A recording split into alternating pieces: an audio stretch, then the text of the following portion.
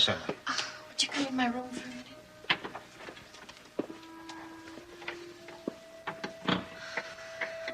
I'm really worried about Kirk. He's still asleep. Why should that upset you? Because it's 9:45. He never sleeps this late. Sometimes he's up as early as 6:30.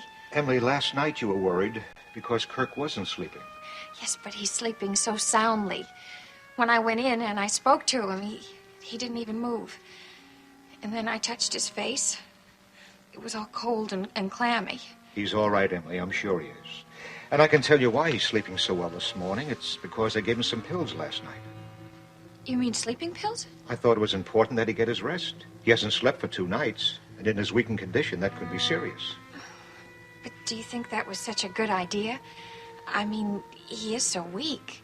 It's a decision I decided to make. I am the doctor in this house. Yes, of course, Daddy. Let's go down and have some breakfast.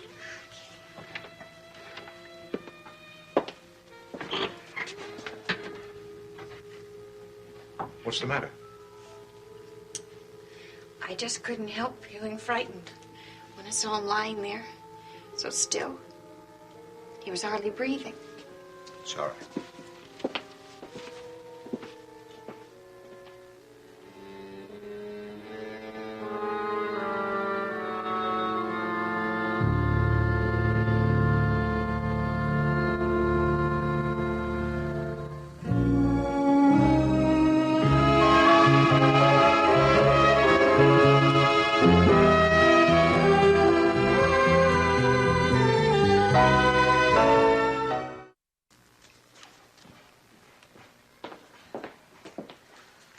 What's going on in this house? It's not a Sunday morning, you know. People sleeping till all hours. Well, maybe we should have more Sundays during the week, Molly, and then maybe we'd all live longer. Yes, and maybe you might starve to death.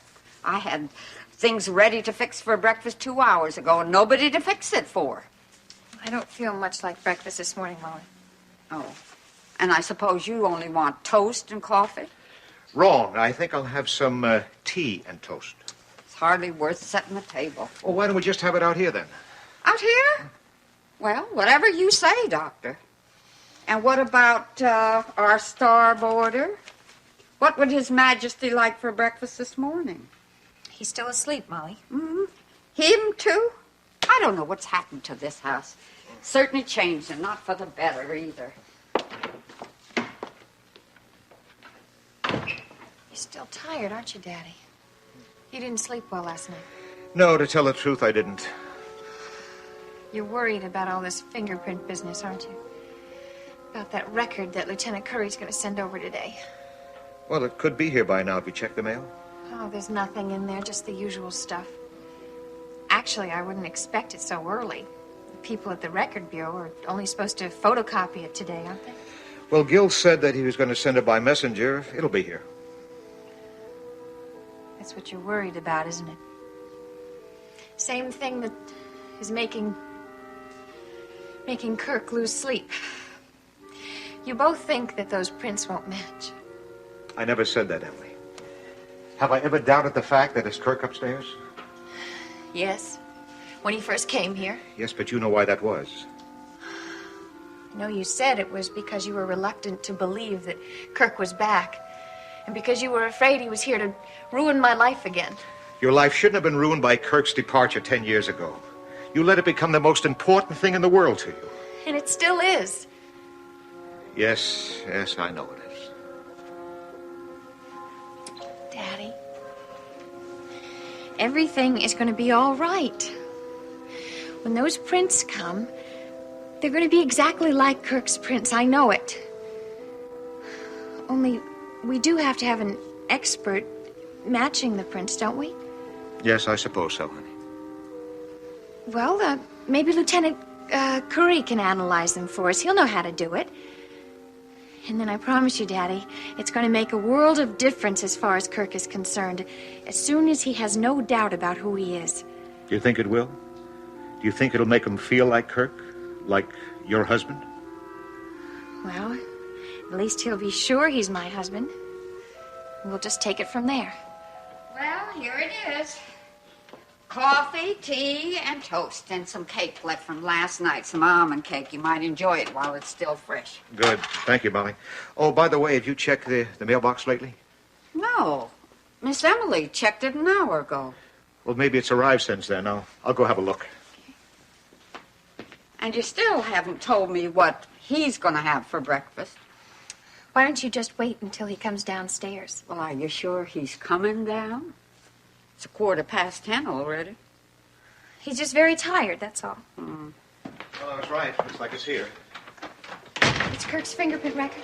I don't know. Let's see.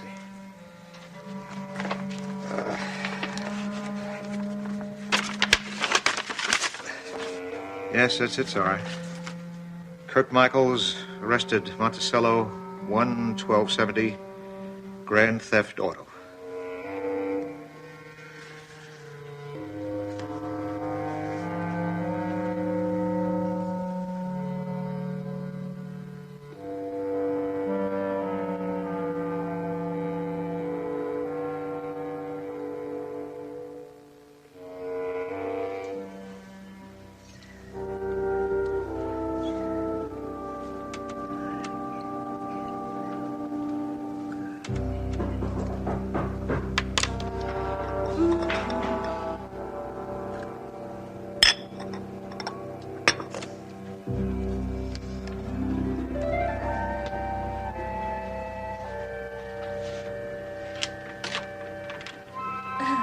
Hello, Elliot. I'm sorry I don't want any magazines today.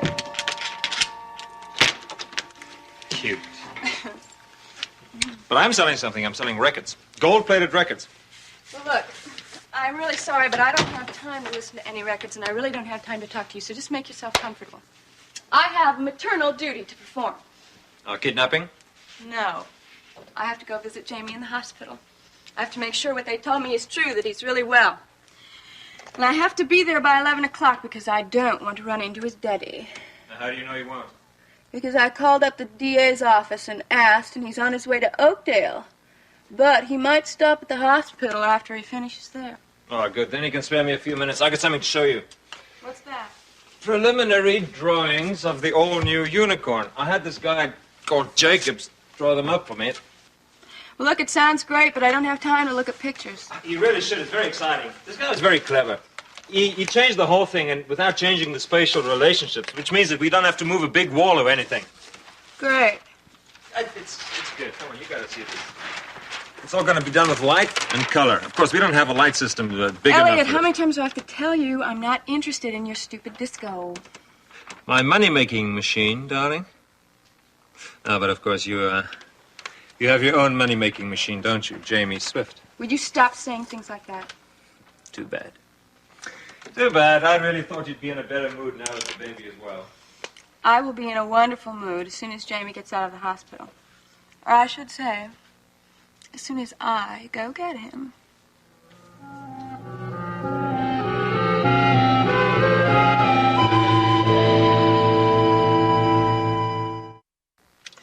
Do you really think you can pull off a stunt like this? Just walk into the hospital and walk out with your baby under your arm? I can't do it this morning because he's not going to be released for 24 hours. However, as soon as Jamie is ready, I will be ready. So you did have a plan E, or was it F? Well, anyway, I'm afraid that's as doomed to failure as the rest of the alphabet was. No, it won't. The reason the other two plans failed was because he was too well protected. First there was that stupid Mrs. Goodman, and then Logan hired all those cops. Well, come on, Raven, don't you think that there's going to be even more protection in the hospital? With all those doctors and nurses and orderlies walking around?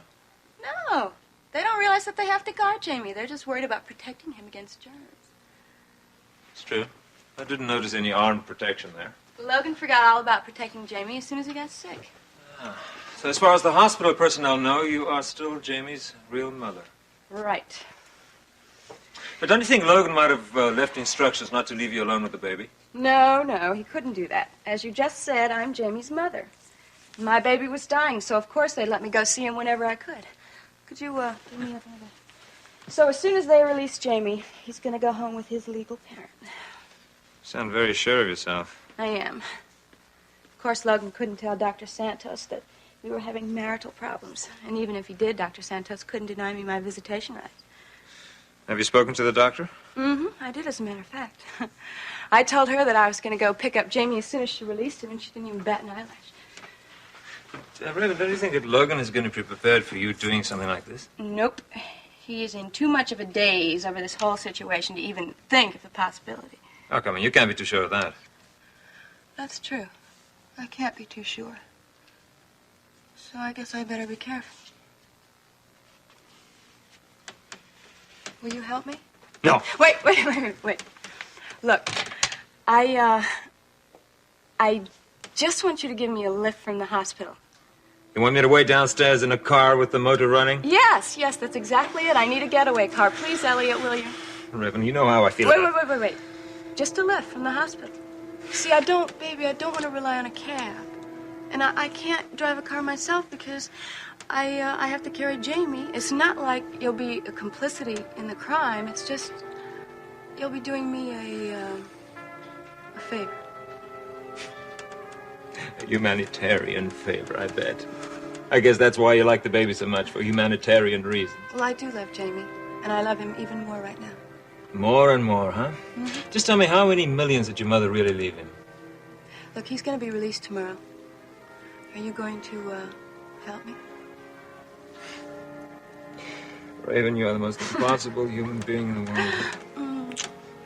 I'd rather have the word irresistible. Okay? Let's go. Listen, Logan is the DA of this town. You better be careful. He's going to do everything he can to stop you. He won't stop me. I'm going to do it this time. Let's go.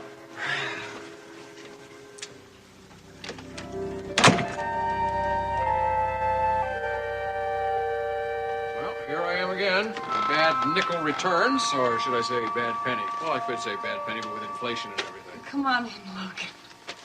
You know, considering it took me 20 minutes to think up that line, I didn't get much of a reaction. Oh, I'm sorry. It's very nice, or at least you could do, I'm sure. Thanks. Brought you some supplies in case you haven't had a chance to go out. You know, cheese and crackers, that sort of thing. Thank you. You're more than welcome. Listen, do you want a cup of coffee? If it's not too much trouble, I'd love No one. problem at all. I got a pot on the stove. Okay. Sit down, make yourself comfortable. All right. Oh, Logan, I wanted to tell you that I'm just really ecstatic that Jamie's going to be all right. Have you seen him this That morning? makes two of us. Yo, I was there first thing. It's amazing to me the way a kid can recover from things. He was bouncing around there, giving the nurses a hard time. You okay? Oh, I'm sorry. I'm sorry. Excuse me.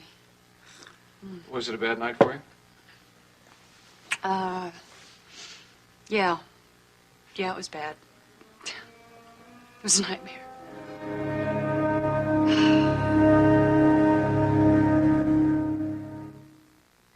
Yeah, I guess I was expecting to be unhappy here, unhappy, lonely, and maybe even a little bit frightened.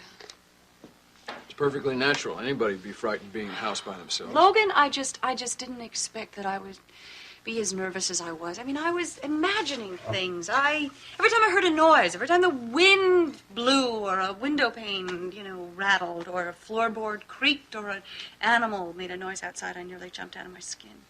God, I've never been afraid in this house before. Never. I loved this house, every inch of it. Now I'm not so sure I can live in it. That's pretty serious.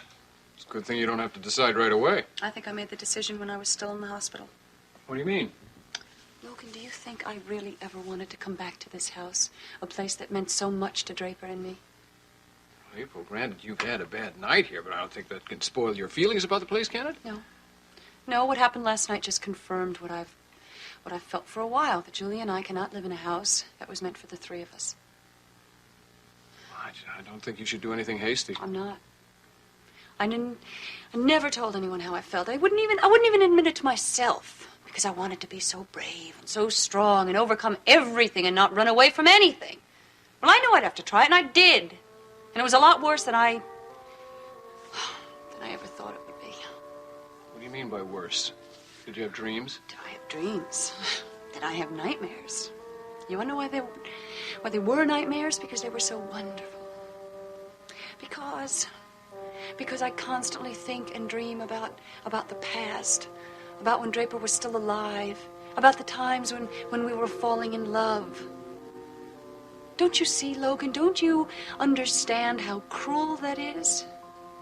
Because I wake up or I come back to reality and he's not here. He's dead. He's not here for me to love, and there's no one here to love me.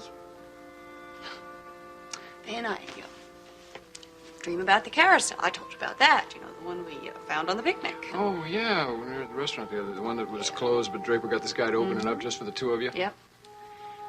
And then there was the music box I told you, the one that he gave me when I went into the hospital for surgery. And just seeing that, listening to it, just floods me with all those memories again. Logan, they hurt. They hurt in the pit of my stomach, and they haunt me. God, I never would have believed that beautiful, happy memories could turn into ugly nightmares. There I was holding that damn music box, and I didn't know whether to keep it and cherish it or whether to smash it into 1,000 pieces. Well, I don't think you want to smash it, April. I really don't think you want to do that. No. No, I don't. I couldn't.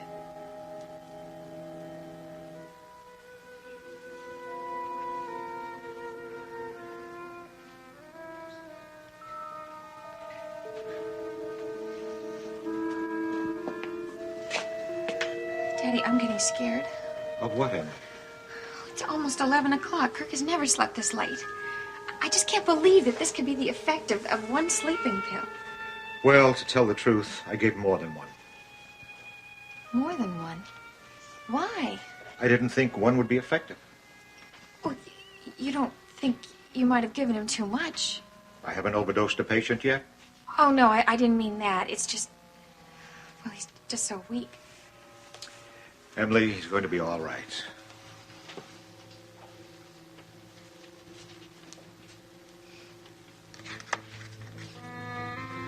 It's so ugly.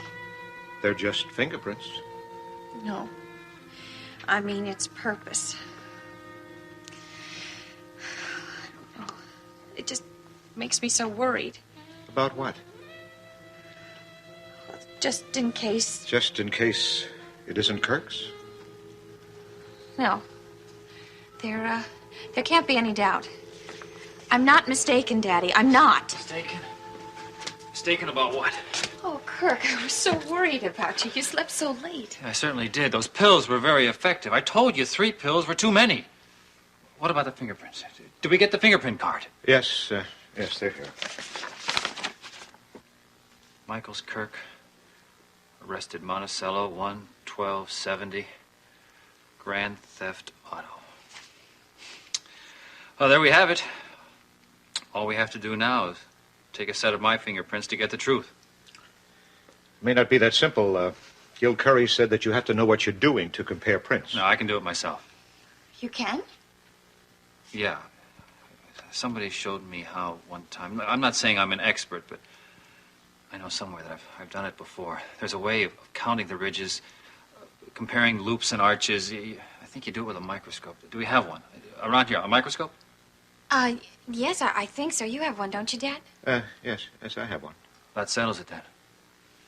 All we have to do now is take a set of my fingerprints.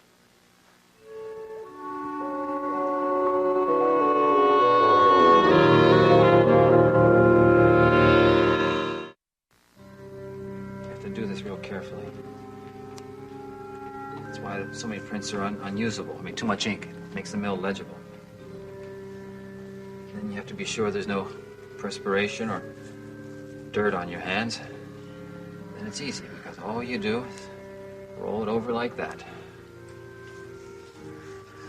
How do you know all this? What on earth? What kind of parlor game is this? Please, Molly. I'm only going to do one hand. I don't think it's necessary for me to do the other. Don't you dare touch anything, young man. Do you hear me? I want you to make this place a mess. Filthy. Pretty good, huh? I really don't know.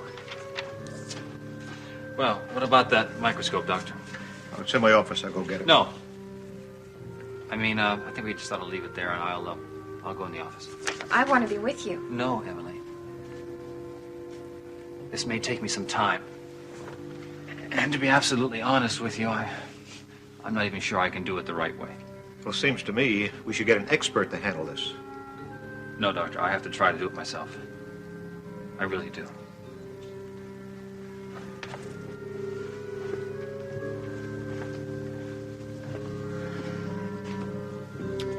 Daddy, I'm scared.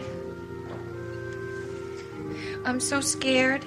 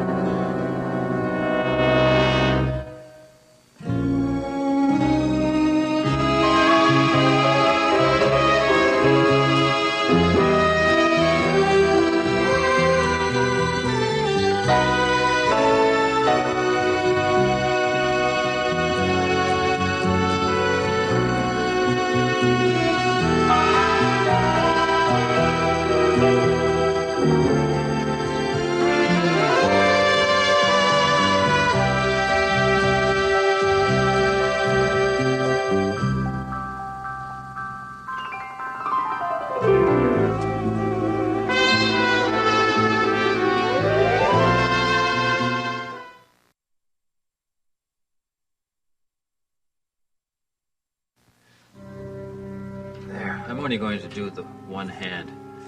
I don't think it's necessary for me to do both of them. Well, what do you think? Pretty good, huh? I really don't know. Well, Doctor, how about that microscope? It's in my office. I'll go get it. No. I mean, leave it there. I'll go into the office and do it. I want to go with you, Kirk. No. No, Emily.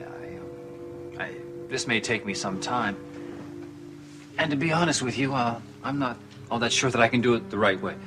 Well, it seems to me we ought to have an expert to handle this. I think I ought to try to do it myself, Doctor. I really do.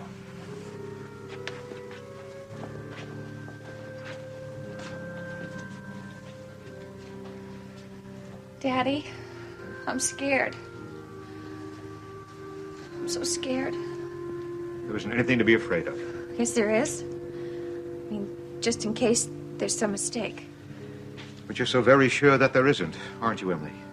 That he really is Kirk Michaels. Oh, I know he's Kirk.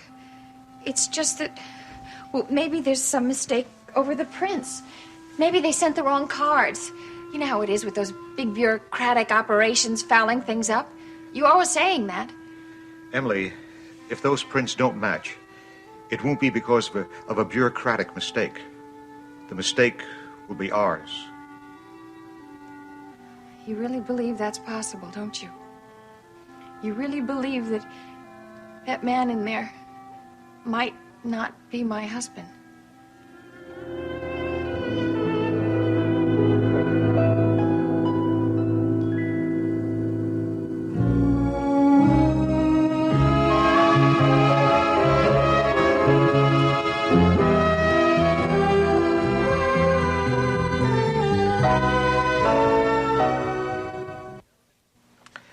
I'm not wishing for bad news, Emily.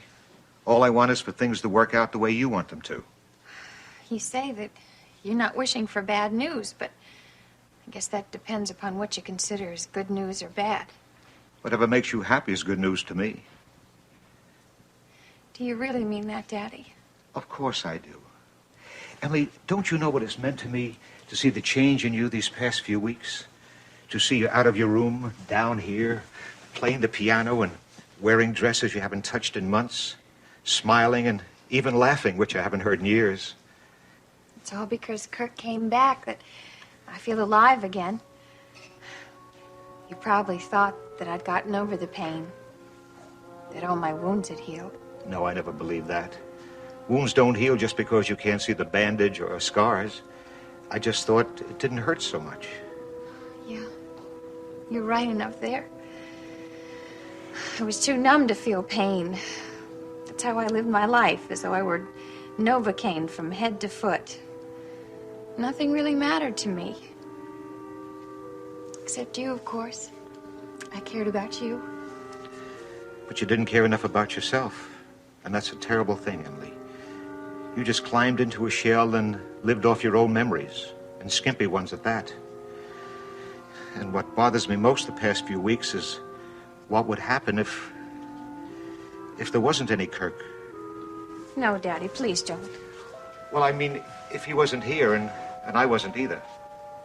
You? Well, I've told you about this heart of mine. Right now, it's just going along on memory and willpower. No, Daddy, please don't say anything else. Everything is going to be all right. Everything.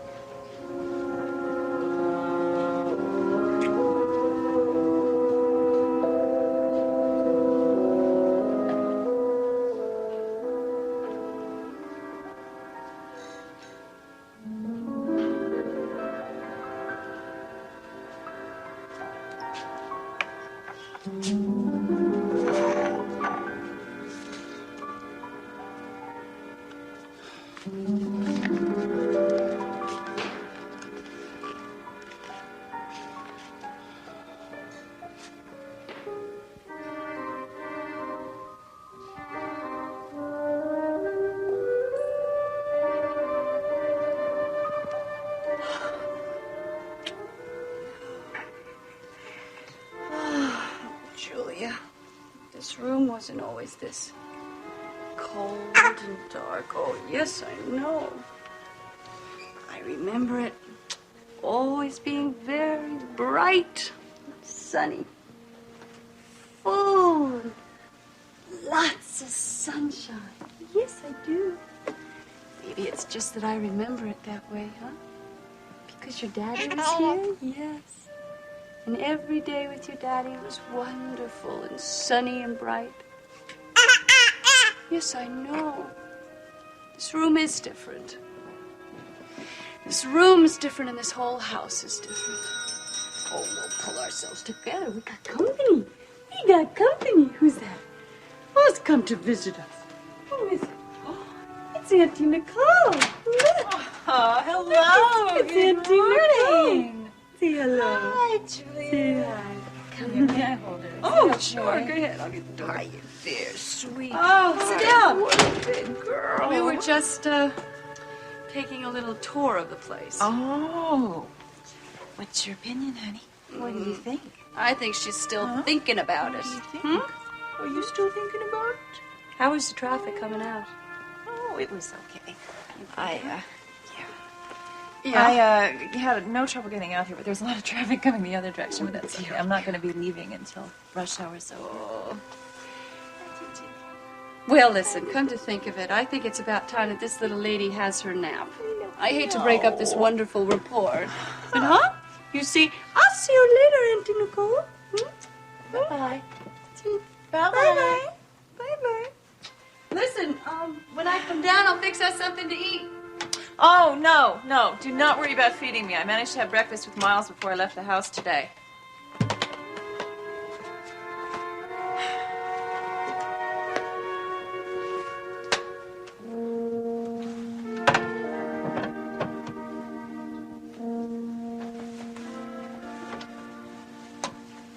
I hope she falls asleep this easily every day. Did you say you didn't want anything? Why don't I fix you a muffin or some toast or something? Really. No. Want to sit down and just talk? Why don't you tell me about your first night at home with the new baby? I don't think you really want to hear about that. Well, of course I do. What happened? It was a nightmare. It was a nightmare from the moment I stepped in the house. A nightmare?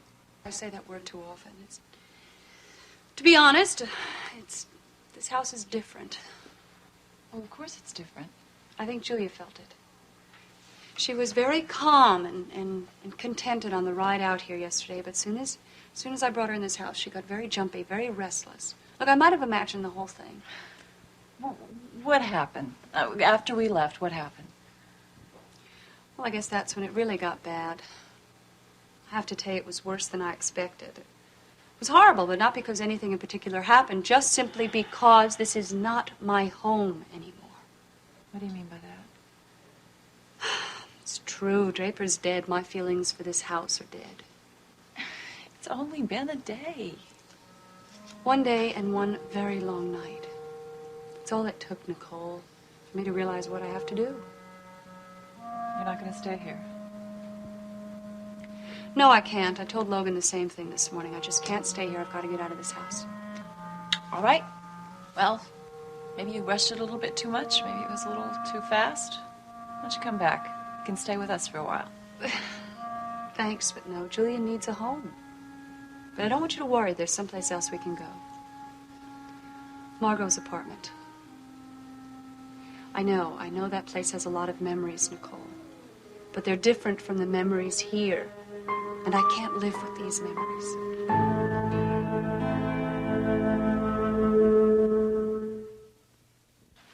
I suppose there isn't any place in Monticello that won't remind me of Draper, but I'm just going to have to learn to live with But that. Margot's penthouse, that's going to remind you of your mother. Yes, it will, but I've never lived there, Nicole. I never spent more than 3 days in that apartment.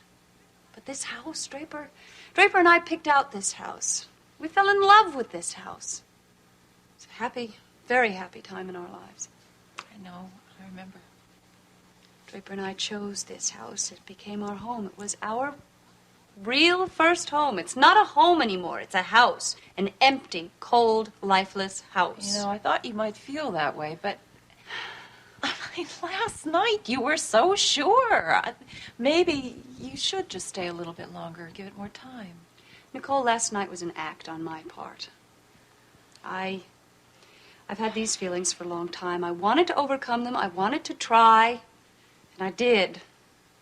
Now I realize I have to make the change very soon. Julia needs a home. I want her to start out life knowing that she has a home.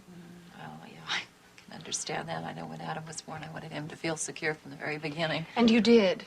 Without a husband and without a father, you made him feel secure, and that's what I have to do with Julia. Yeah. Well, then when are you going to make the move? Tomorrow? I know it's really soon. I'm going to call the building management today and see if it's possible. Well, I can't see why it wouldn't be possible. The place is empty, and it's furnished. So it's just waiting for somebody to move in. Actually, if I could be selfish about this and tell you, I'm really pretty glad. Selfish why? Well, because you'll be living in the city, and you'll be closer to us, and I'll get to see you and Julia all the time. That's very important to me. It was important to me, too. It was one of my main considerations. I just don't want to be far away from my family and friends. Not now. Oh, excuse me. Hello. Hi, April. It's Raven. Oh. Good morning, Raven. Hi, sweetie. How are you? Oh, fine. I feel so strange calling this number. It's just like good old times, huh? Oh, well, I guess it's a little different for you. Yeah, quite different. Well, you must be feeling very alone now, so I thought I'd call and maybe come on over, huh? Well, as a matter of fact, I have company right now. Nicole's here. Oh, that's okay. I'm at the hospital, as a matter of fact, seeing Jamie. Did you know he's okay? Yeah, I heard. I'm really glad. Well, then maybe I could come over tonight. Well, I really don't know. Oh, come on, April. Please, I want to see you. And besides, I want to see that beautiful new baby you have. You know me and kids. Yeah, I do. Sure, why not? Great, wonderful. I'll see you this evening. Okay, bye-bye.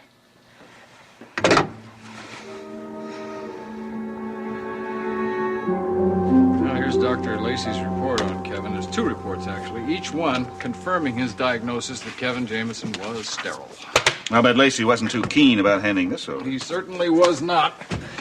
I told him, though, I told Geraldine, too, that I hoped we wouldn't have to use this information. Logan, I can see no way to avoid it. We've got to go into that court with all the available ammunition. Because I'm sure your wife is going to put up a fight if she thinks there's any chance of winning.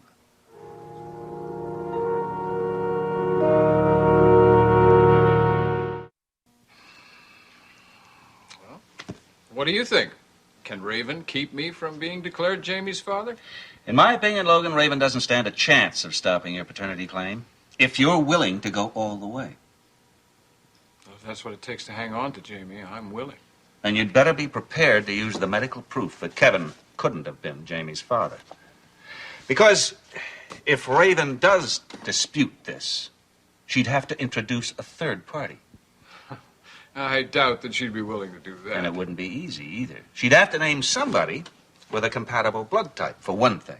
No, we don't have to worry about that, Mike. Raven's not about to introduce a third father, if only for the sake of her reputation, what's left of it. You know, she wouldn't even have to make a public statement. Instead of a court appearance, she could just give us an affidavit. That's a good idea. That is a very good idea. I'll see if I can set up a time when we can sit down with Raven and show her what we've got and try to convince her that she has nothing to gain by fighting us on this one. She should listen to reason. If for no other reason than to avoid a public confession. However, she may not be so amenable on the next step. No, the custody battle itself is going to be rough. You can expect a real battle on that one. Well, it should be a losing battle for Raven anyway, at least with the evidence that I've got now. Evidence?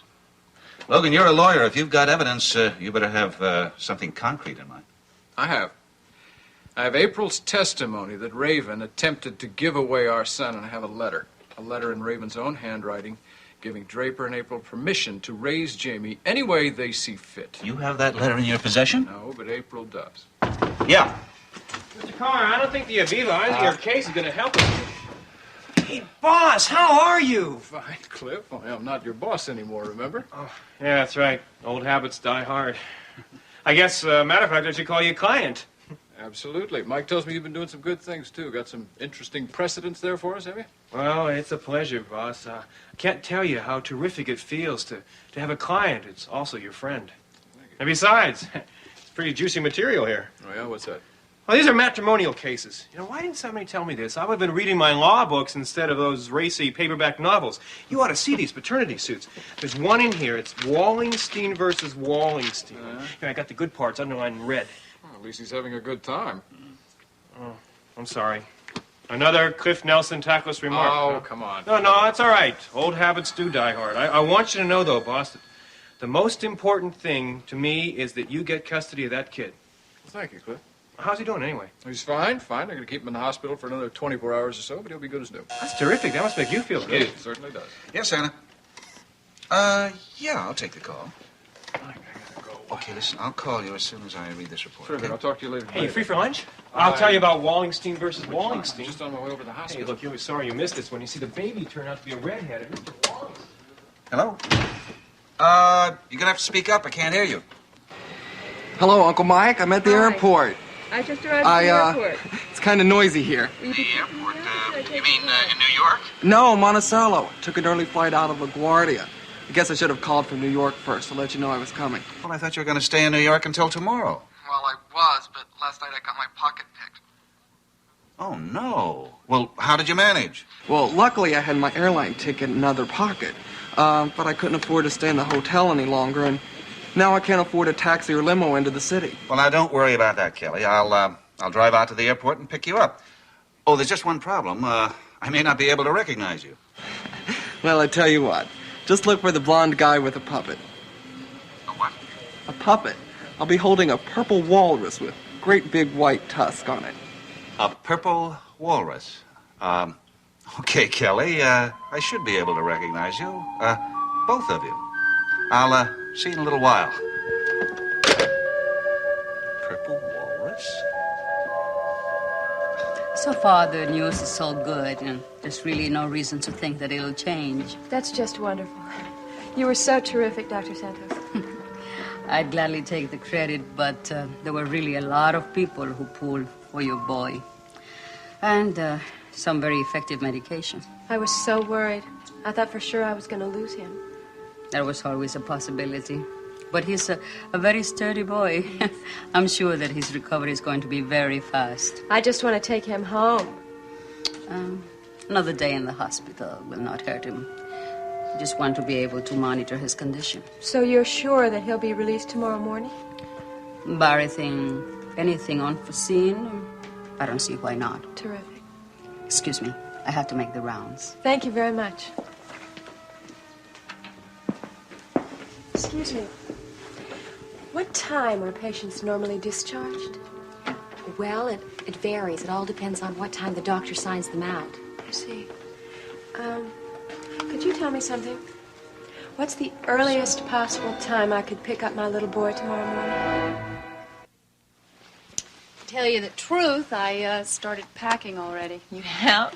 Yeah, I was up at 6 a.m. this morning, couldn't go back to sleep, so I started taking things out of closets and drawers and putting them into suitcases. Boy, you really have made up your mind. Yep. Listen, do you remember that little antique carousel music box Draper gave me? Yeah? Well, I packed that. It's one of the few things I want to take from this house. What are you going to do about the house? Just close it up till you decide to come back? I won't be coming back here. There's no reason to. What are you going to do? I don't know. Put it up for sale, I guess, if anyone wants it. Wants it? It's a wonderful house. Don't you remember how you felt about it? You fell in love with it at first sight. Yeah, but it wasn't this house. I fell in love with a different house. I don't know, maybe someone else won't see the difference. Maybe they won't see what's missing.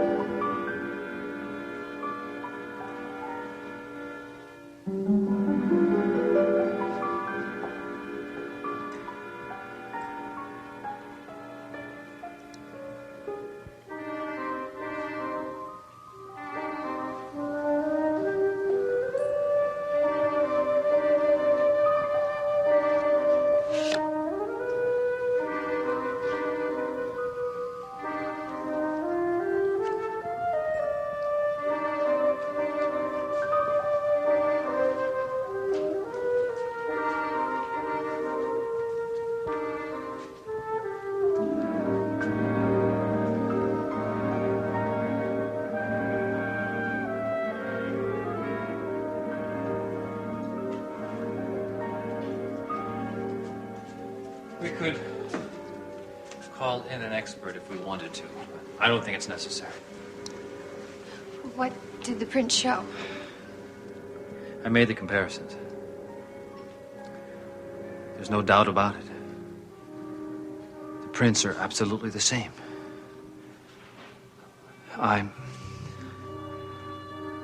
am Kirk Michaels.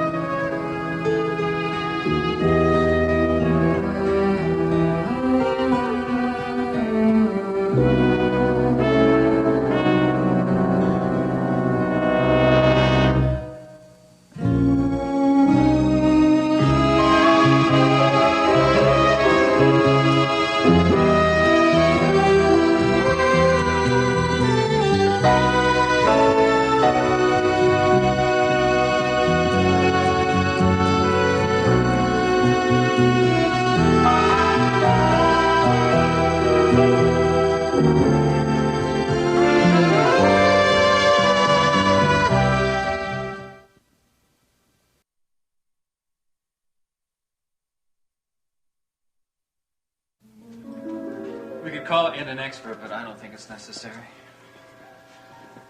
What did the fingerprints show? Well, I made the comparisons. I don't think there's any doubt about it. The prints are absolutely identical. I am Kirk Michaels. Oh, thank God. Thank God. You're really positive now? No more doubts? No. You were telling me the truth. Kirk, I am so happy it's finally settled. It's given me an identity, but still no memory. It's a new start for you, Kirk. I hope you'll live it that way. Yeah. Brand new start. It's going to make all the difference in the world. You just wait and see. I sure hope so. Oh, it's true. Kirk Michaels can start living his life all over again. And that means that we can begin again. Together.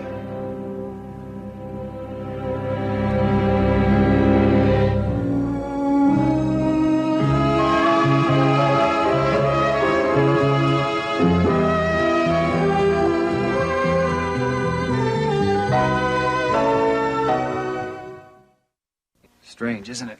I'm finding out about my past from a police record. But it's an old record, Kirk. It's 10 years old. Yes, but I wanted to tell me more about myself. There's not much information here. Michaels Kirk, arrested Monticello, 1/12/70, grand theft auto. No birthplace, no address, no relatives, nothing. But Kirk, they knew so little about you. Even we didn't know very much about your background. You knew I was a criminal. A juvenile offender. I committed a felony in order to get these prints. Kirk, don't brood about the person you were then. I mean, that was a whole decade ago. That's right. Just think about the person you're going to be. How can you tell? I can tell. I can tell the kind of person you are right now. Well, I wish I was sure. I can't help but wonder. I wonder if I've been adding to this card all these years. I doubt that, Kirk. I feel sure that if other felonies had been committed by Kirk Michaels, the police would have known about them. Why? Maybe I was smart. Maybe I used a different name. Well, surely you don't feel like as if you're that kind of a person. Tell me, how does that kind of person feel?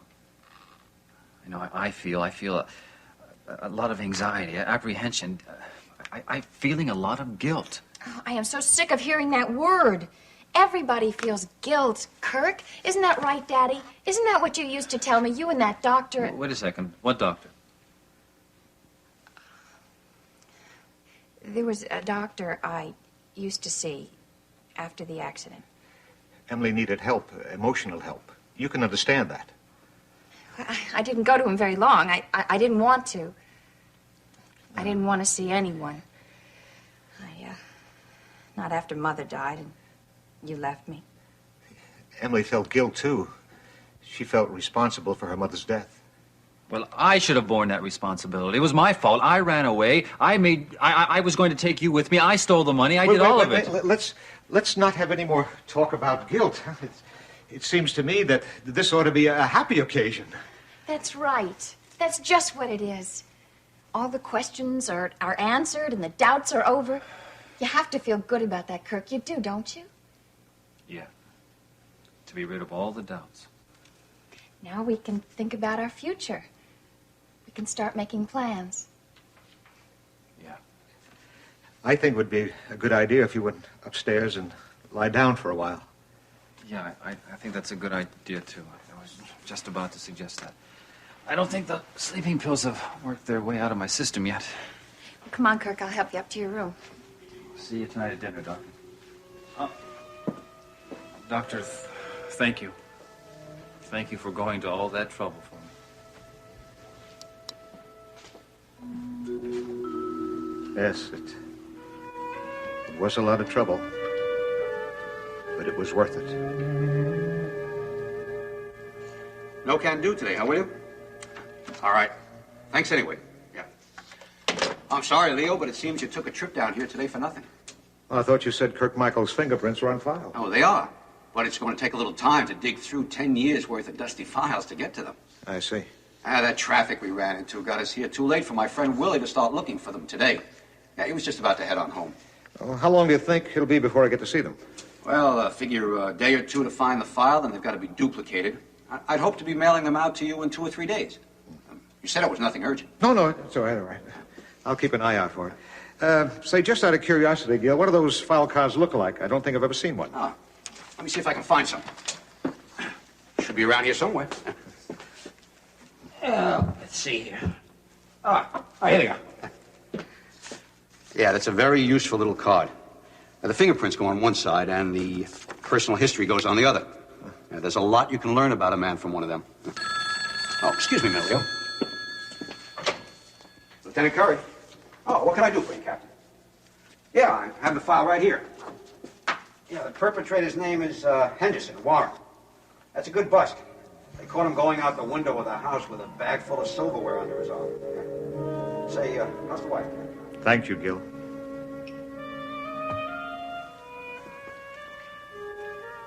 Thank you. for this.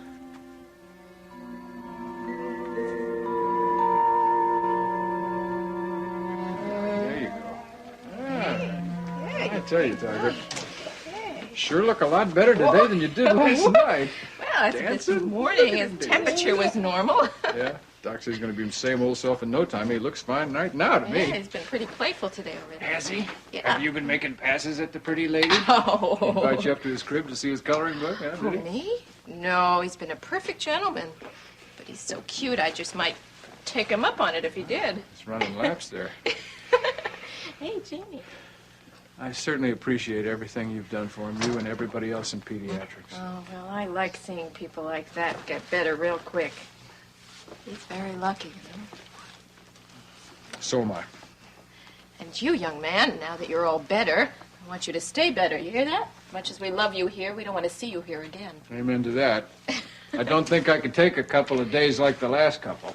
Yeah, well, now the only problem you've got is getting here tomorrow morning through the traffic to take him home. That and keeping up with him. Things allowed? Well, hi, Derek. Hi, How Logan. are you doing? Are you family? He's a friend of sorts. We'll let him come in. Okay, come on in. Hey, Jamie. If Jamie needs anything, you let me know. Okay? I will, of course, and thanks again. I'll be back. Right. How you doing? Huh?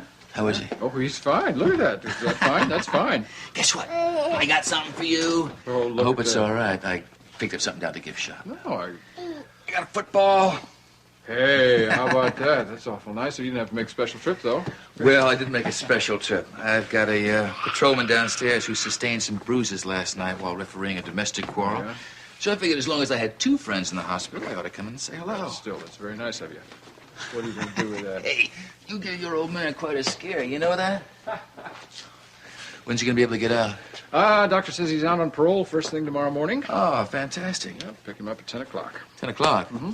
Have you forgotten we're supposed to have a meeting with His Honor the Mayor at 10 o'clock? Are you going to beg out of this? I did forget. That completely slipped my mind. No, I'll show up. I'll just make my presentation short and sweet, and then while the rest of you are listening to that wonderful program, but where's the money going to come from speech, I'll come over here and pick up the Tiger. Look at that. He likes that ball. All right. Listen, can I interest you in a cup of coffee right now?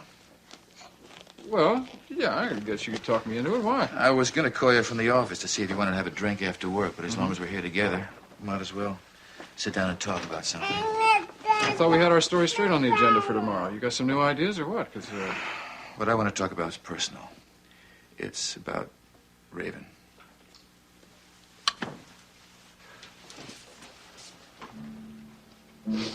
Hey, listen, I'm going to have to leave you alone here for a little bit. You'll be all right? Don't, I'm just going to take off for a second. I'll be back in a while, okay? You know, it seems to me that I recall advising you to just forget that you had met Raven. And that was the voice of experience talking. Didn't you listen? Didn't it take? And I felt a little awkward accepting it. But hell, you two are separated. It's true. I got no claim on Raven. I don't want a claim on Raven. Raven is, she's a very free bird. I haven't done much socializing since I came into town. I just thought a dinner party, it'd be nice to get out and meet some new people. You have a nice evening? Well, the evening didn't quite turn out the way it was planned. As soon as I got to Raven's hotel room, I found out that the other two couples had canceled out at the last minute. Convenient. Found myself sitting down to a candlelit dinner for two. It's Raven for you. She can't come right out and say, I'd like to get to know you better. Why don't we go out? She's got to manipulate things, huh? Well, it didn't take me too long to figure out that she was trying to play some kind of game. I am the last person that should be saying this to you, I guess, but I have no doubt that Raven was attracted to you. It's just that a woman likes to combine business and pleasure, so a word to the wise, watch out for ulterior motives. Oh, I know her motives already. Her interest in me wasn't confined just to my devilish good looks and my winning ways. I guess Raven's slipping. You saw through her faster than most. I guess the dinner party was supposed to soften me up. She called me the next night from a discotheque. Told me how much she missed me over one night. Asked you to come down and join her, no doubt. Mm-hmm. No sooner do I get there than she starts going on and on and on about how she can't stand the fact that 3 detectives are taking care of her son and not a real babysitter. She tried to get me to use my office to keep Calvin and Deborah and Steve from protecting Jamie. Well, that figures. Sorry you had to get caught in the middle of this, Derek. I didn't get caught for too long. I stomped out of that place so fast, I stuck here with the tab for the drinks. Oh, that's terrible. No, that's wonderful. More power to you. You handle the situation better than most. Certainly better than I did. I'm not very good at resisting attractive ladies, but I would never let somebody like Raven talk me into doing something that would hurt a good friend of mine. Aldine Sanders, please report to the 6th floor nurses. So April wasn't able to stick it out after all. No, she was too upset. See, I knew it was a bad idea, her going back to Oakdale that quickly. I know, but I think being alone in that house for one night made the reality of spending the rest of her life without Draper really hit home. To the 7th floor with a wheelchair. All right, what we're going to have to do is invite her to stay with us for a few days. She's determined to do this on her own. With Julia, of course. All right, then we go out to Oakdale, visit for a couple of days. You don't understand. April doesn't want to step foot in that house. She's selling it. Well, where is she going to live? Well, she has a penthouse that isn't occupied. She wants to go to Margot's place? It's big enough for her and the baby. Oh, my Lord. From one bad memory to another. Well, I suppose it's worth a try. She'll be closer to us, at least. Yeah, you know what bothers me? Draper is so much part of her life that I don't think she's going to be able to live anywhere without being haunted by his memory.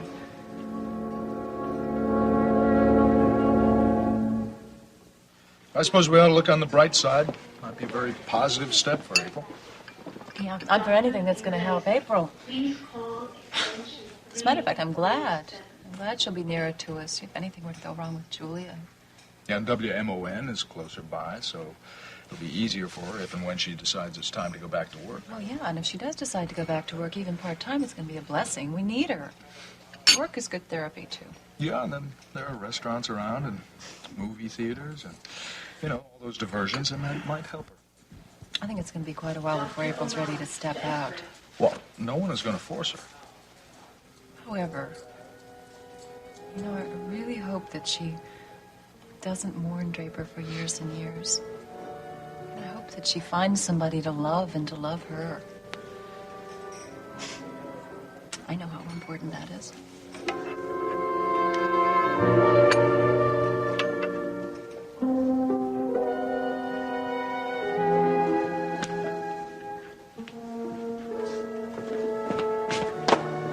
Is Kirk asleep? Far from it. I guess he's not as tired as he thought. I listened at his door, and he was pacing in his room again. Do you think those sleeping pills could have had some kind of side effect? No, I doubt it. If anything, they'd make him lethargic. I still don't understand why you insisted upon giving him so many. You're always telling me how dangerous they are. Well, I certainly would recommend them for long-term use. I just thought that Kirk needed a good night's rest because he was all keyed up about the fingerprint experiment.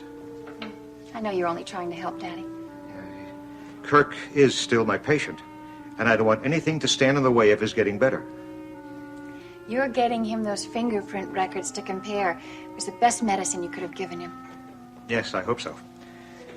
Realizing once and for all that he is Kirk Michaels should give him some peace of mind and let him concentrate on the business of living his life.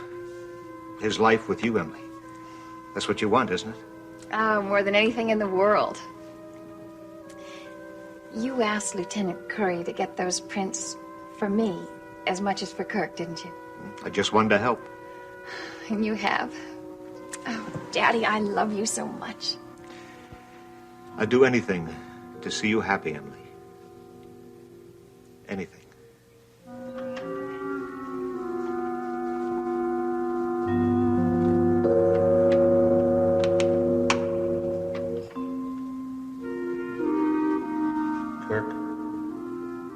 Kirk, can you hear me?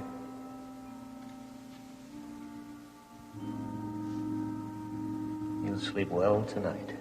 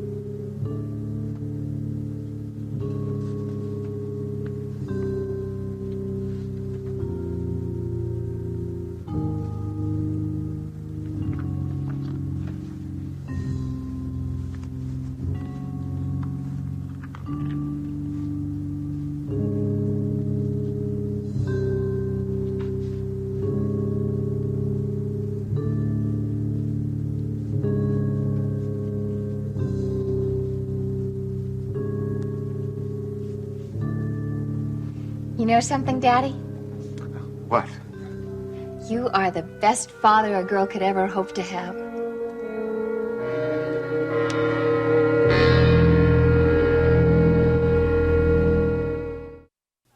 You know, I used to feel so sorry for Kirk not having any recollections of the past. But I don't anymore. What changed your attitude? Well, as long as he's absolutely sure of his identity, that's all that really matters. Well, keep in mind, Emily, that it's going to take time before Kirk completely accepts his new name. You know, I don't mean to sound unfeeling, but I don't think it'll matter to me if Kirk never gets his memory back. It may keep him from recalling a very unhappy past. Well, we've all done things we're not terribly proud of, some more or less. Dr. Wellman says that Kirk may have wanted to forget something awful that might have happened to him before he came back to us. You're not the least bit curious about those 10 years, are you? No. It doesn't really matter what he was doing or who he was involved with. He's come back to me. That's all that's important. Yes. I know how much he means to you. You know, it's really better this way. How many people could wish that they could just bury their past and start over again? And that's exactly what Kirk and I are going to do. We are truly going to have a new beginning. It makes me very happy to see you looking forward to the future. And I feel so wonderful, Daddy. Would you mind if I played the piano for a while? Oh, that'd be just fine. Good.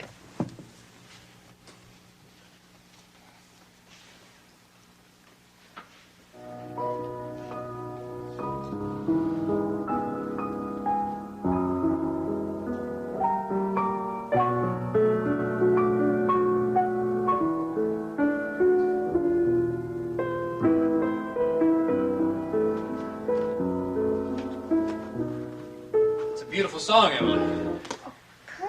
Oh, I'm sorry. I shouldn't have been playing it. It was really thoughtless of me. That's all right. You didn't wake me because I really never got to sleep. Well, maybe because you're feeling better now, you have too much energy to sleep in the middle of the day. Well, no, I just couldn't relax. I couldn't shut off my mind. I kept thinking. About this card, fingerprint card. You know, there's not much information on it, but it does tell me something very, very important. What? The place of arrest, Monticello. Why is that important? Well, if I was arrested there, chances are I was living there. Maybe I was even born there. Why is that so important? I may have family there. Family, friends, maybe even a couple of enemies. People who may recognize Kirk Michaels there. What are you thinking of doing? I have to go there, Emily. I have to go to Monticello.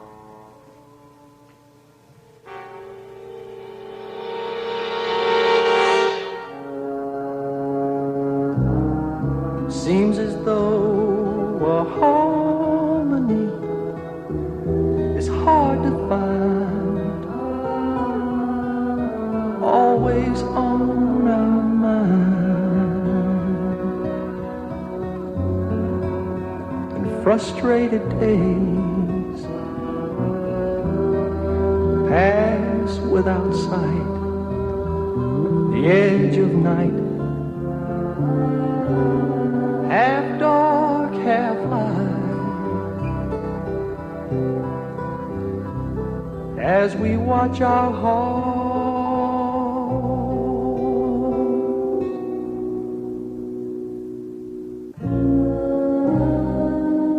trying to hold the tenderness that we once had, halfway glad.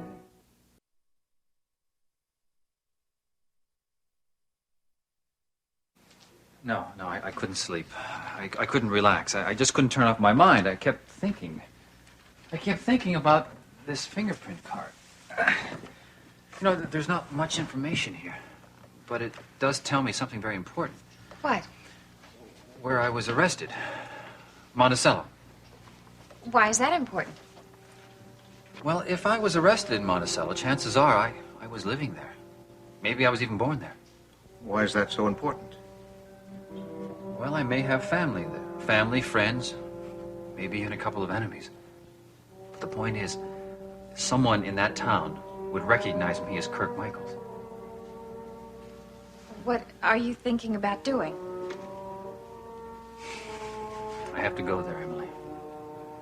I have to go to Monticello. No, you can't. You just can't I do that. have to, Emily. It's a place for me to start digging up my past.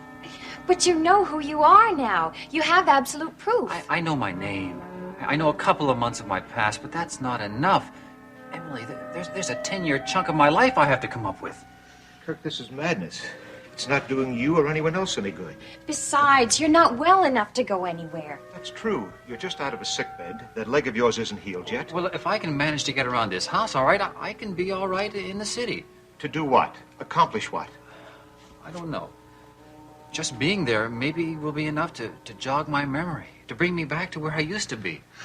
But are you sure you should go back? Kirk, where you used to be could be a terrible place. Remember what Dr. Wellman said about the trauma that brought on this condition? Well, yeah, but I don't even know what that trauma was. But what if it turns out to be something awful?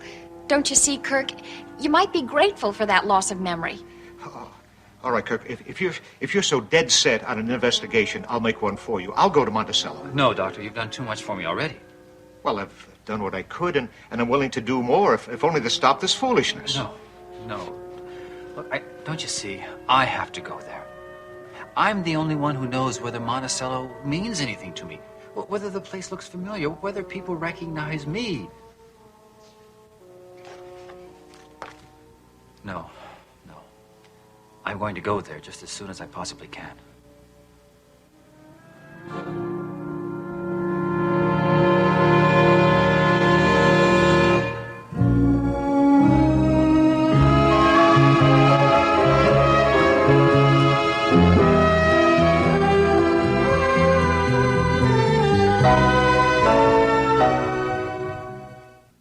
Yes, it may be a waste of time, but for Pete's sake, what else have I got but time? Kirk, just because you were arrested in Monticello doesn't necessarily mean that you lived there. That's right. You could have been born somewhere else and then never returned to Monticello after your arrest. But it'll give me a chance to get evidence of my existence. I could find maybe a birth certificate, school records. Well, from what my wife told me about you, there wasn't much schooling. What did your wife tell you? Doctor, do you remember anything? The names of the institutions, anything? I'm sorry, Kirk. I don't know any details about your childhood. Teresa simply never told me any facts about you. Her attitude was just to let you start a brand new, better beginning. Isn't that still the best idea, Kirk? Yeah, I do want a brand new beginning. But I can't create one without a past. It's like building a house on sand.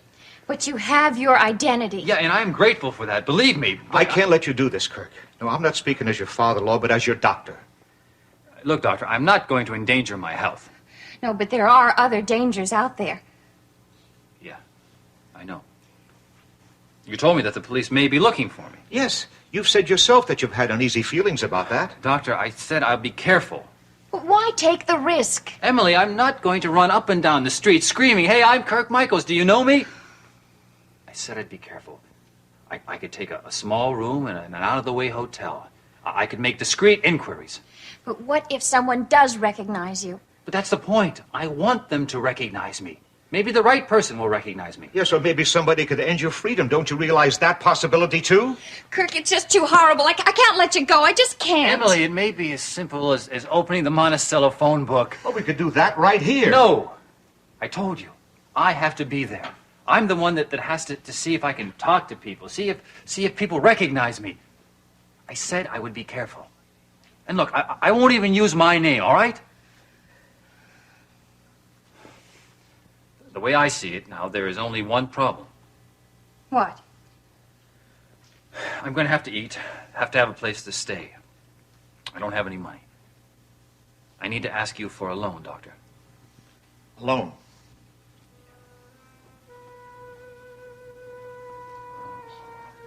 Hey, look, Emily, I promise you, I'm not going to run away from you again.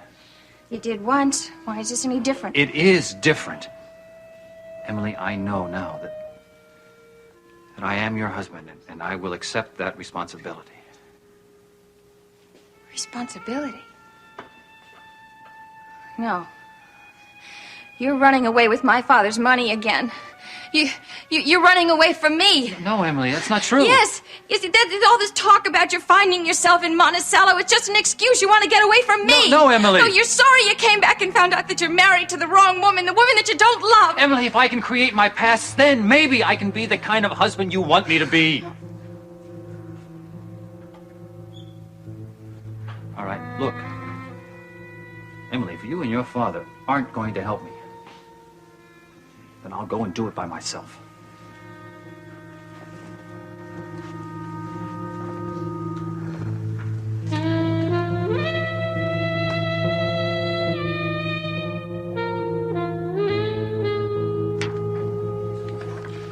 I never could stand reading horror stories.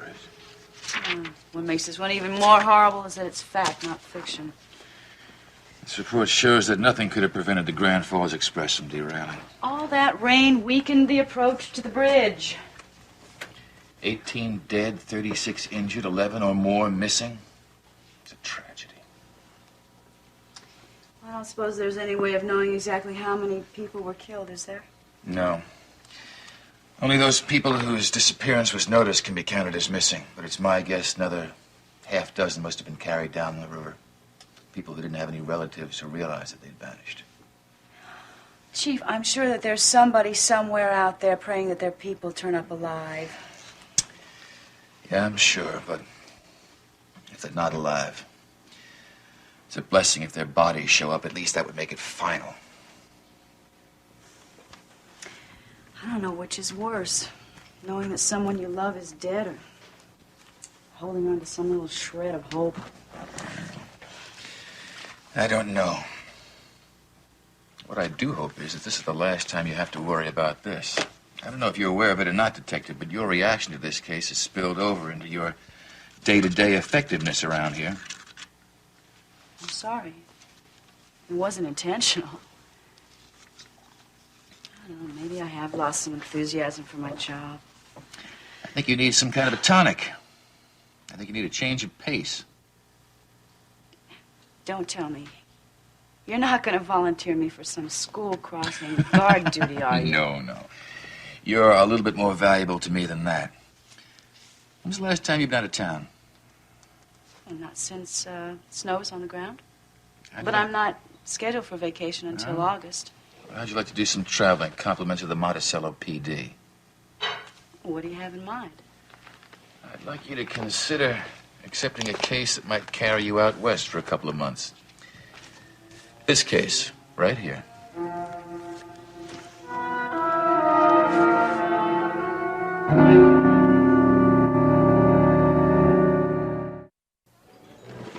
More coffee, fellas?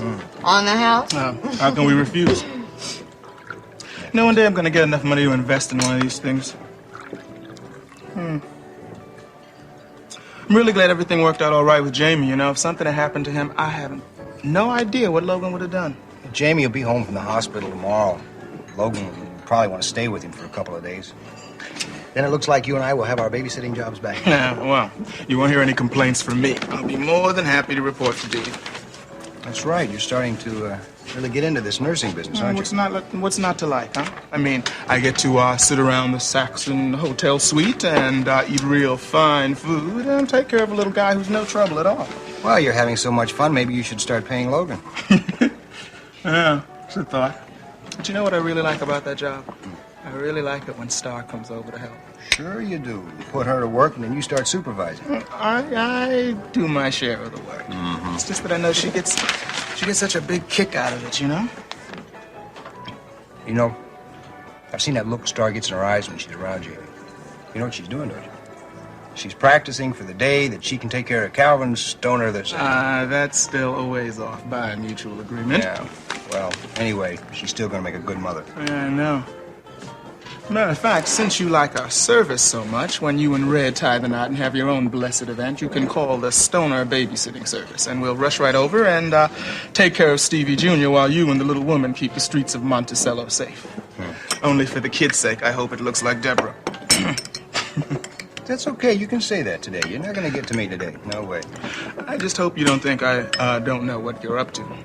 You like this job so much because it gives you and Red a chance to play house. I would like nothing better in the world than to play house for real with that lady. Oh, you're telling me something I don't know. You know, I was hoping that the situation would make Deborah think about settling down. Yeah, well, I think she'll let you know when she's ready. Well, I know it's made me think about it. Look, don't worry, man. Everything is going to work out just fine between the two of you. I don't know. Every time I think about Deborah, and Jamie, and the whole situation, I think that that's what I want in life. I really do. I just don't know how long I can wait for it. Which reminds me, I did it again. Did what? I asked her to marry me. You never quit, do you? What'd she say? She's thinking about it, and this time a little more seriously. Well, maybe I better brush off the old suit, huh? Get ready for a wedding? Well, don't worry about it. When the time comes, you're going to be my best man. When are you gonna get her answer? Well, I didn't set a deadline, but by the way she reacted, I got a good feeling. Right on. Well, look who's here. Hi, guys. What's happening? Oh, hello. Steve and I were just talking, gearing up, to go back and guard Jamie Swift against his mama. Well, I think it's going to have to be the two Musketeers. I don't think I'm going to be able to make it. Wait a minute. I thought you enjoyed taking care of Jamie as much as you enjoyed being a cop. That's right. And on top of that, you started it. You can't quit on us now. Well, I don't think I'm going to be able to do it 2,000 miles away. What are you going to be doing 2,000 miles away? Chief just offered me an assignment out west.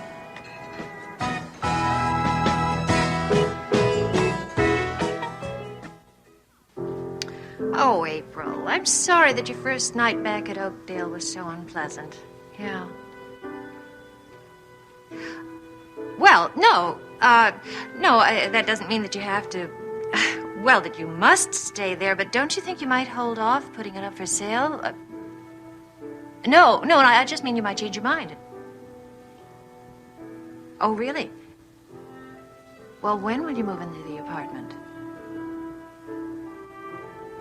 Oh, I see. Well, your being in Monticello will make it easier for us to see each other more often. Right. April, can I call you back? I think Mike is home from the airport. He just went to bring our nephew in. Yeah, right, they're here. Okay, right, bye-bye. Nancy, there's someone here who's anxious to meet you. Hi, Nancy. Oh, Kelly. Kelly. Oh, my goodness. Oh, how was your flight? Oh, everything's fine. Can't tell you how happy I am to be here, though. Oh, let me look at you. I don't know. Well, if you look more like your dad or your mama. Oh, which reminds me, they both say hello. Oh, good. Good. Oh, that's wonderful. Darling, how are they? Where are they? Madrid, I think. It's hard to keep up with their itinerary. They do travel so much, don't they? I told Kelly the guest room is his for as long as he likes. Oh, it's really nice for you to take me in like this. Oh, my goodness, please. We wouldn't have you stay in some kind of hotel. Oh, would you like something to eat or a drink? No, I'm fine. If you want to unpack, I'll show you where the guest room is. Hey, it sounds like a great idea. Is that okay with you? Absolutely, but you better be prepared for a long conversation at dinner time. I don't know that there's that much to tell. Incidentally, Nancy's invited your grandfather to join us this evening. Grandpa Joe? Oh, yes. He is so excited to meet you. He'll be here as soon as he can get away from the paper. Now, wait, not another minute can go by. Kelly, you said that your stage name is McGrath. Yeah, well, I just think it has a catchier sound than Kelly Pollock, that's all. So you are in show business? Well, hope to be. That's why I came to Monticello. Get started. See if I'm good enough. Kelly hopes to get enough experience here so he's ready to tackle New York or Hollywood. We'll see. My legion of faithful fans is yet to be formed. Well, I gather then that you're an aspiring actor? Oh, no, nothing like that. Why not? I think you're good looking enough to be one. Oh, no, and I couldn't stand up in front of those people. No way. Well, now, offhand, I can't think of any kind of performing that doesn't call for an audience. Well, I work in front of an audience. I just don't have to face them. Oh, you've lost me. Let me show you. Huh? Just a second in my suitcase here. Don't look. Hello, Nancy. Hello, Uncle Mike. My little friend here does the talking for me.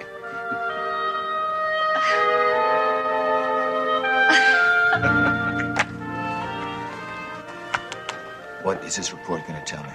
It's going to tell you got a killer to look for. Van Drieling's auto accident was no accident. He was murdered, no question about it. The autopsy bears that out? Yeah. I found a small puncture wound, left side of the torso. From its size, configuration, angle of entry, it's obvious it was not caused during the crash. In my opinion, it's a stab wound. So the crash was just staged to cover up the real cause of death. Van Drieling was dead when the crash occurred. Thank you, Miles, for confirming my suspicions. Somebody went to an awful lot of trouble to cover up his tracks. This was a well-planned execution done by professionals. I guess Van Drieling had made quite a lot of enemies lately, hadn't he? Any honest politician who takes a stand against organized crime is going to have some enemies, yeah? Now, I was told that he was on his way to a news conference where he was going to divulge the names of certain local politicians who were supposed to be in the mob's pocket. That's what made this crash even more suspect. Yeah. Well, do you have any leads? I've got a feeling the trail's going to take me out to Tucson, Arizona. Well, that's where Van Drieling's from. Mm-hmm. He was only in town for a couple of hours before the hit was made. That's why I feel it had to be planned out west. I wouldn't even be surprised if the killer came in on the same flight he did. You contacted the Tucson police? Yeah, we're going to work together on this. They've asked me to send a detective out there to act as a liaison. Sunny Arizona. I think you'll have some volunteers, won't you? Well, I'm considering a couple right now. I haven't decided exactly yet who goes. Well, listen, let me know how this investigation turns out. I will. Miles, wait a minute. Let me ask you. What's it like being Monticello's top forensic detective and having a practice on the side? Some of the days are fairly busy, but I think I'm managing some kind of a happy balance. Well, the hectic pace must agree with you. You're looking good. I feel good. And Nicole and I are pretty much back to normal. That makes a big difference. Oh, that's great. I'm glad to hear that. You know, as a matter of fact, the Kavanaughs haven't seen the chief of police socially for quite a while, have they? Well, we've all been a little busy lately. Why don't we renew the friendship? I'd like that. Well, why don't we get together for dinner real soon? Good. I imagine I'd be able to talk Nicole into whipping up one of her super meals. Nicole works hard enough all day long without having to come home at night and slave over a hot stove, so why don't you let me take you two out to dinner? Why don't we make it a foursome? A foursome? Ah, you mean to say you haven't been tucked away behind that desk all the time, huh? Is it anybody special? Oh, well, I've got a few numbers. My little book? I'll bet you have. All right, listen, I got to get back to my office. As soon as you make the arrangements, let me know. I'll be looking forward to it. I'll talk to you soon. Bye. A few numbers. I don't know about that. Sam Sicilian Pizza, Sutton Cleaners. Raven Swift.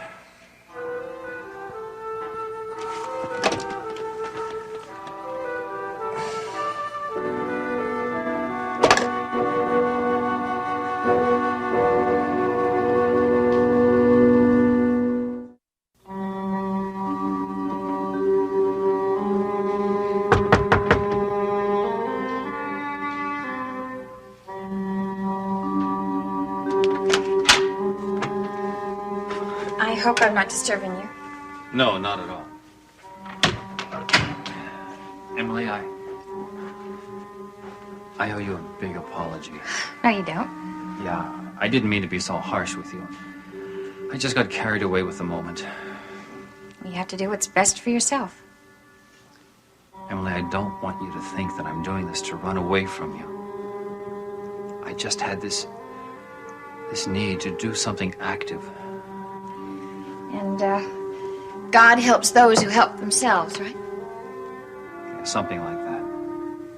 I just don't want to spend the rest of my life living off of the generosity of you and your father.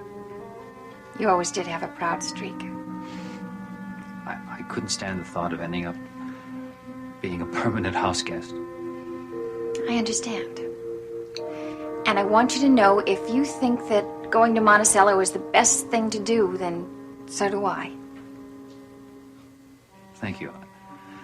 That means a lot to me. And I want to help you every way I can. So when you do go to Monticello, I'm going with you.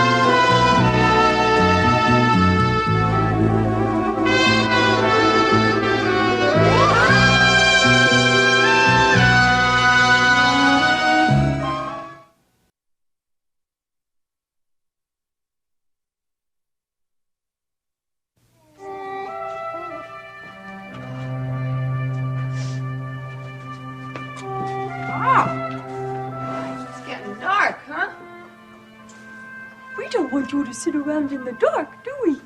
No, we don't. Ah. Oh, yes. Listen, do you know that you're going to have company tonight? Yes, you are. Are you ready for this? Raven, Alexander, Jameson, Swift. What do you think of that? Huh? Is that a mouthful? That's what I thought you'd say. It's a mouthful. Well, I got news for you. Yes, I do. Well, listen to this. I don't know what you're going to do when you meet her. Because she's a handful. I don't know what you're going to make of her. I got news for you. I don't know what I'm going to make of her either. You yawning? I'll tell you one thing. She wasn't very nice to your Uncle Logan. No. Hmm?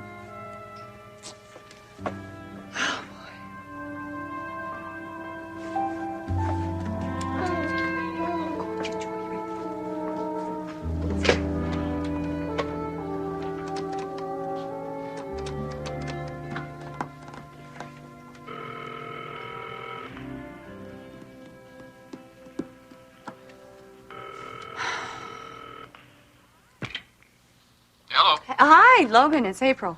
Well, hello. I was just thinking about you. Wondering how you were doing. Oh, well, I'm doing all right. I was doing a lot better until the sun went down.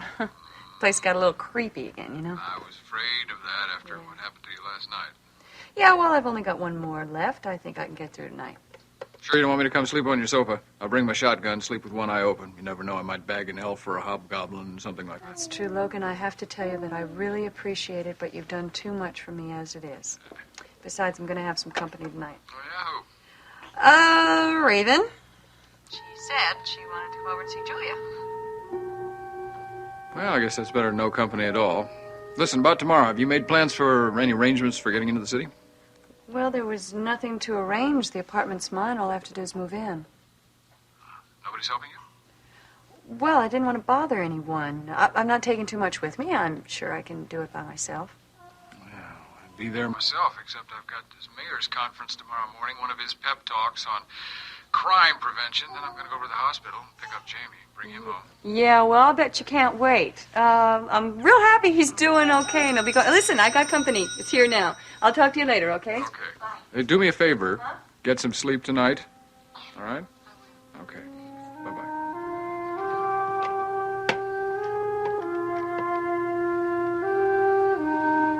What did you do? You turn around just to go. Will you come in? I want you to be a real good girl for your Aunt Reuben, okay? All right. Good now. Yes. Hello. How are you? Good to see you. Oh, how can you stand this house? I mean, doesn't it just kill you being all alone?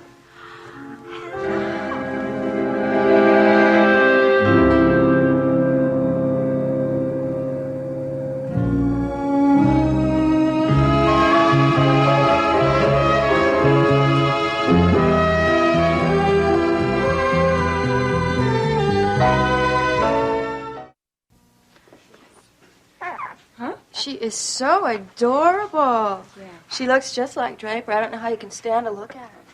Hey, I don't mean that. I don't mean that. Everybody should love to look at you, huh? Hmm? You mind if I hold her? Well, actually, Raven, she is really ready for bed. She's ready for bed about an hour ago, but I knew you wanted to see her. She looks like she's ready for bed. Yes, maybe you better take her. Yeah. Come on, then we can have a little talk, mommy to mommy, huh? Yeah. What about her crib? Do you have a nursery upstairs? Well, we never quite finished the nursery, so I just put a bassinet in my room. Listen, help yourself to some wine or anything else you'd like. Right there. Okay, you know me. I always make myself at home.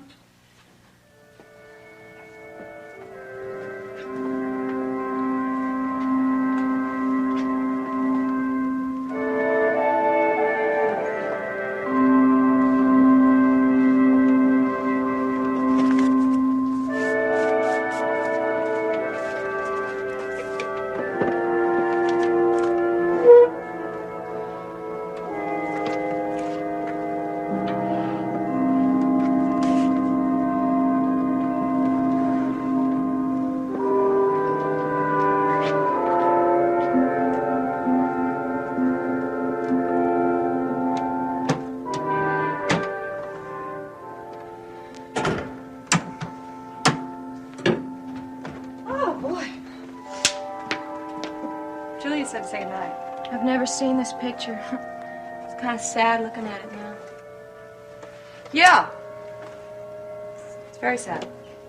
You know, if I were you, I wouldn't have things like that around the house. It's not for a long time until I got over the pain. Raven, I don't think it'll ever stop hurting. Yeah, but being in this place makes it a lot worse, doesn't it? I was really surprised when you decided to move back here. Well, I'm not going to be here for long. I'm moving out tomorrow morning. Are you serious? Mm-hmm. Moving into Margot's penthouse. Going to try sitting living again, this time in style. You're kidding. No. Oh, that's amazing. That's wonderful. Well, that's good for me, too, because we'll be closer. What made you decide to move? You just got here yesterday. Yeah, well, one day was enough. I was having some trouble sleeping here. To be honest with you, the place terrifies me. I'll be glad when tomorrow morning comes and I can move out. Well, from the sound of it, you should move out right now. Oh, I can't do that. I've still got packing to do. And I had people over at Margot's apartment today to, clean it all up. I want it to be perfect when Julia and I move in. Mm-hmm. So, that means you're going to spend another night here? Well, yes. Well, actually, it's very silly of you to stay alone. I think I'll stay here tonight. You what? You heard me. I'll stay here. I'll sleep on the couch. Now, look, I don't want to hear another word. I'm my own agent. I don't have anybody at home. I don't have any obligations. So I'll stay here tonight, and I can help you move tomorrow. Raven, that's ridiculous. Oh, come on. I'll be real quiet. And then if you need someone tonight, I'll be here to help you. Please, April, please. I want to be useful, please. I guess it's all right. I could use the company. Great. It's a deal then. And we can sit around tonight and talk about our babies. It'll be a lot of fun.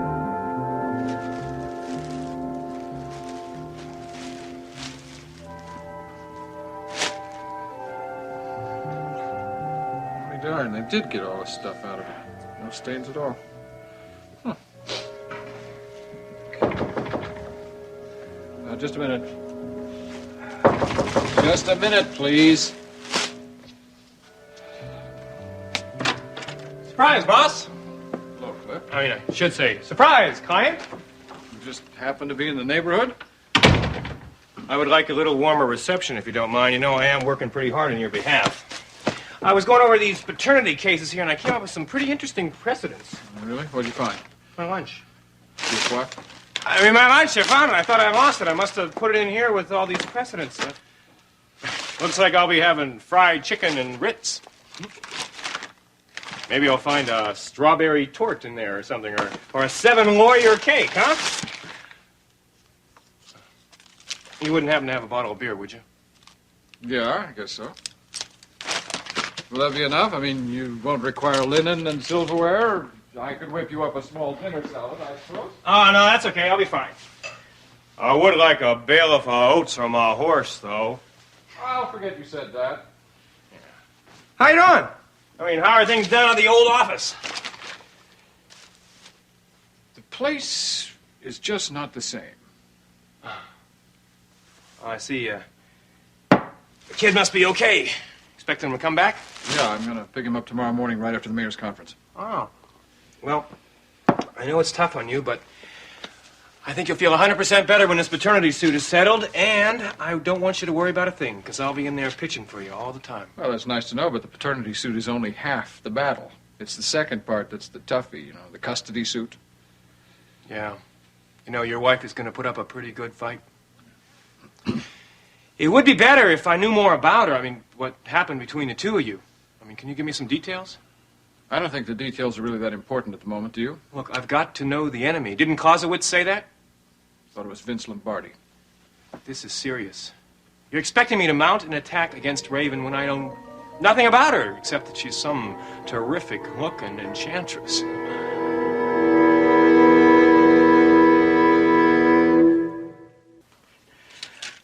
Look, I'm sorry. I hope you don't mind me talking about your wife that way. Well, I never said Raven wasn't attractive, but then she almost has to be, doesn't she? Because she has nothing else to offer. Wow, you really don't like her. Look, let's get back to a lawyer-client relationship, can we? Oh, sure, yeah. Here. She ever ask about me?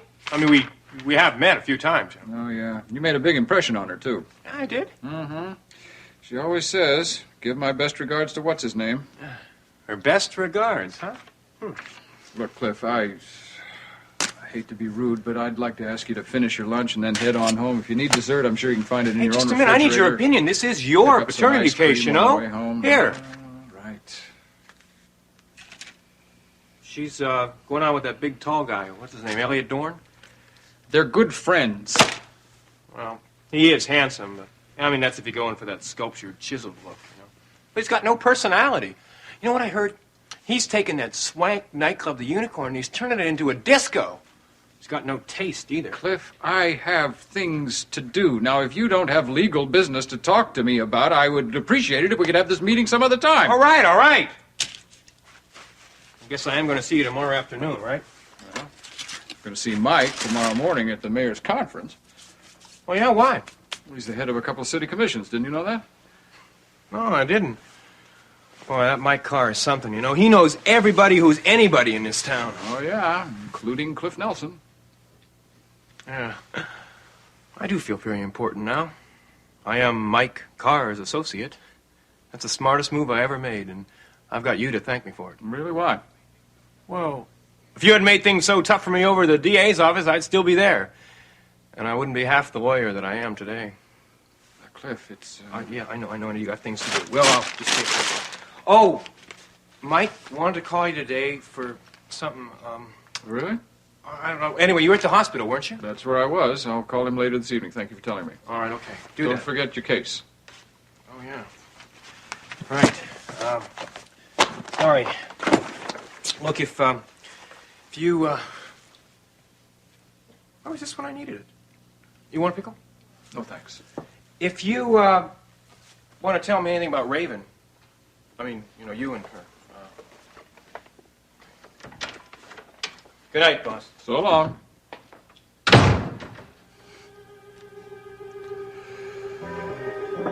Oh, he's all yours now, Mr. Carr.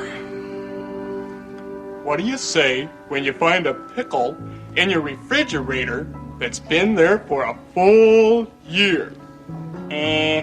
I don't know. What? You sing Happy Birthday. Kelly, oh, that's wonderful. Really great. You're very talented. You really think so? I mean, that's what everybody says when they see the Poco puppets. But they're generally friends or relatives. Well, now, we're an audience now. I thought it was delightful. But do you think it's professional? Do you think I can make a living at it? Well, I'm sure you can. One of these days. No, not one of these days, Uncle Mike. Now.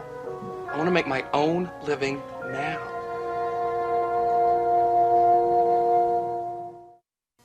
Kelly, I don't understand the urgency. You're only 18. Almost 19. Oh, I have to admit that is an advanced age. Yeah, well, any age is advanced these days, isn't it?